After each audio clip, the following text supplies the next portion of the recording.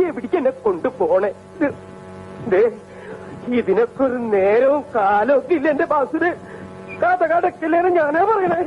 ഗംഗേ, നമ്മൾ ഇന്നലെ വന്നപ്പോ ബെഡ്റൂമായിട്ട് ഉപയോഗിക്കാന്ന് പറഞ്ഞൊരു മുറിയുണ്ടല്ലോ, ആ മുറി ഏതാന്ന് വല്ല നിശ്ചയമുണ്ടോ? പിന്നെ മോളില് വരാന്തയുടെ അപ്പുറത്തുള്ള മുറിയല്ലേ?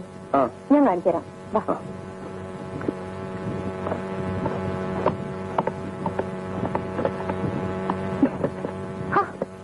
അയ്യോ, ഇത് തുറക്കാൻ പറ്റുന്നില്ല. എന്താ എന്താ പ്രശ്നം? ആരോ അകത്തുനിന്ന് പൂട്ടിയിരിക്കുക. ആരത്? കഥ തുറക്ക, കഥ തുറക്കടാ, തുറക്കടാ പട്ടി. എടാ ദാസപ്പ, ഇത് ഞാനാ. മാത്രം ചേച്ചിയല്ലേ ഇത്?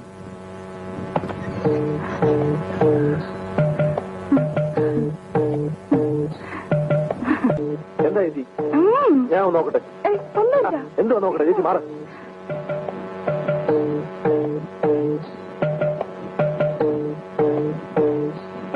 ഇവിടെ പ്രശ്നമൊന്നുമില്ല, ഇവിടെ ഒരു പ്രശ്നമില്ല. ഇവിടെ പാത്ര ചേച്ചി മാത്രമേ ഉള്ളൂ, വേറെ ആരുമില്ല. ഞാനൊന്ന് നോക്കട്ടെ.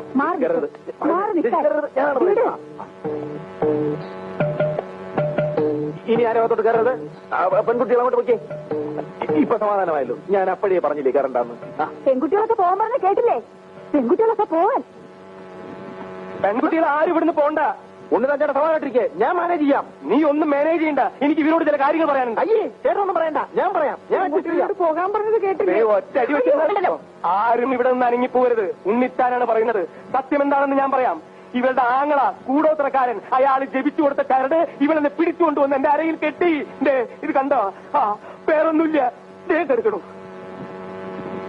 ഇതാര്? മകനും കുട്ടിയാ? നീ എപ്പോ വന്നു?